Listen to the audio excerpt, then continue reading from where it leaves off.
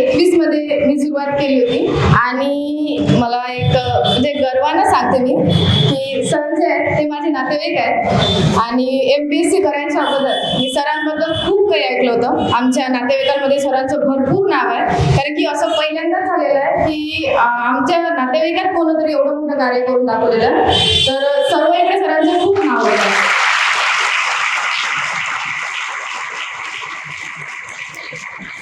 मी जेव्हा इथे आली 21 मध्ये सर नव्हते, पण आज त्या दिवशी मी करू नाही शकले. धन्यवाद करते सर, घरून मला स्पेशली 5 मिनिटं माझ्यासोबत बोलायला आले होते. मी माझ्या बाबाला इथे घेऊन आले होते. माझ्या मामाने मला सांगितलं की सर आपल्या तू बोलून घे सरांसोबत. मला काहीच माहित नव्हतं. मी सरांसोबत पहिल्यांदा इथे येऊन बोलले. सरांनी मला सांगितलं बेटा तू कर, तुला करायचंय. त्याच्यानंतर मी सुरुवात केली. 21 मध्ये सुरुवात केली. 22 मध्ये दिलेला पहिलाच अटेम्प्ट आहे माझा आणि सांगावं असं वाटते पहिल्याच अटेम्प्ट मध्ये मी क्लिअर केलेलं आहे माझं सर्व काही.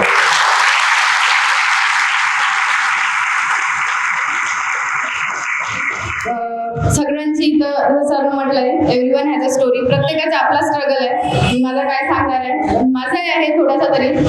फायनान्शियली ते नाही आहे, पण एक मुलींमधून मी सांगते, मुलांना खरंच खूप साऱ्या संधी असतात, मुलींना नाही आहे. मला तरी असं वाटते माझ्या गावातून सांगता, माझ्या अकोला जिल्ह्यातून या रिझल्टमध्ये मी एकमेव मुलगी आहे, जे की प्रत्येक रिझल्टमध्ये खूप साऱ्या मुली जिल्ह्यातून आहेत. आणि माझ्या गावातून मुलं सुद्धा अधिकारी नाहीत, मुली तर खूप दूरची गोष्ट आहे. एकंदरीत सांगायला गेलं गाव खूप चांगलं आहे, पण आय थिंक मागासलेलं आहे. आणि एक जेव्हा मी समोर आले होते, माझ्या गावात मुलींचे लग्न 21व्या वर्ष होऊन जातं. जसं ग्रॅज्युएशन झालं लग्न होतात मुलींचे.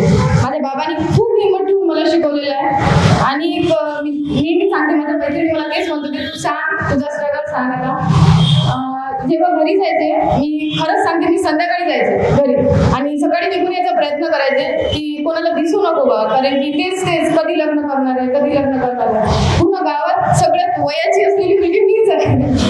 हे खूप म्हणजे खूप कठीण असते जेव्हा तुम्हाला तुमच्याच वयाच्या बहिणी वगैरे सर्व विचारतात की काय सुरू आहे, काय करत आहे.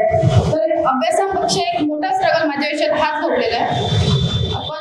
एक माझ्या बाबाचा जो सपोर्ट होता माझ्या मागं की नाही बेटा तुला करायचं आहे ना तू कर.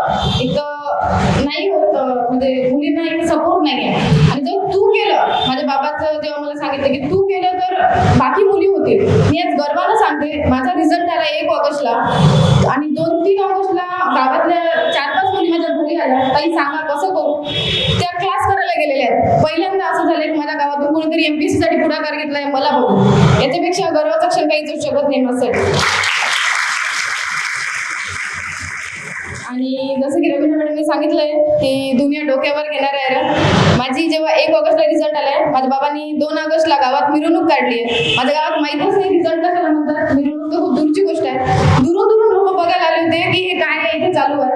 लोकांनी खरंच त्या दिवशी मला डोक्यावर घेतलेलं आहे. माझं ते अभ्यास सार्थकी लागल्यासारखं झालंय. मी माझ्या बाबाला पहिल्यांदा आयुष्यात रडताना बघितलंय, तोच दिवस होता आणि खूप गर्वाचा क्षण.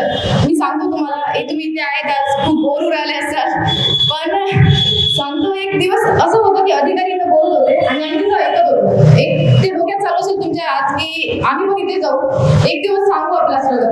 तर हे डिस्टन्स काही जास्त नाही आहे, थोडेसे एफर्ट द्यावं लागतात, फक्त थोडेसे एफर्ट द्यावं लागतात. एवढं खरंच कठीण नाही आहे MPSC वरून करणं वगैरे.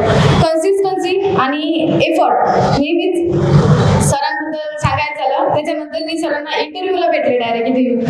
तर एक पहिलाच मॉक होता इथे दूर आलो होतो. सरांनी एक एवढा फ्रेश वाईब वाटलं मला. आणि एक अधिकारी घडवण्यापेक्षा एक माणूस घडवणं सरांचा भर आहे. नेहमी सांगते मी एक छोटासा अनुभव.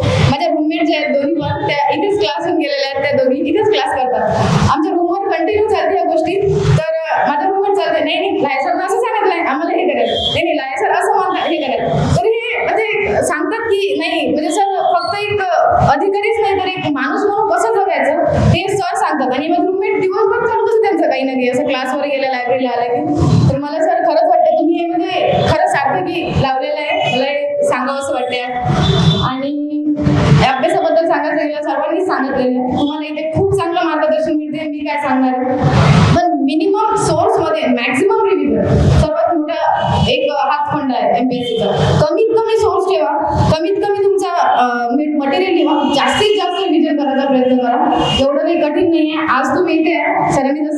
उद्या तुम्ही इथे राहणार आहे आणि तुम्ही राहणारच आहे 100%. याच विश्वासानं आज तुमचं जे मोटिवेशन आहे ते असंच ठेवा. आज बघून जाऊन आज तुम्ही अभ्यास करणारच आहे हे बघितल्यानंतर, पण हा जो दिवा तुमच्या मनात आज पेटणार आहे ना असाच ठेवा बस. आणि एक मी धन्यवाद म्हणते, मला सरांनी इथे बोलावलंय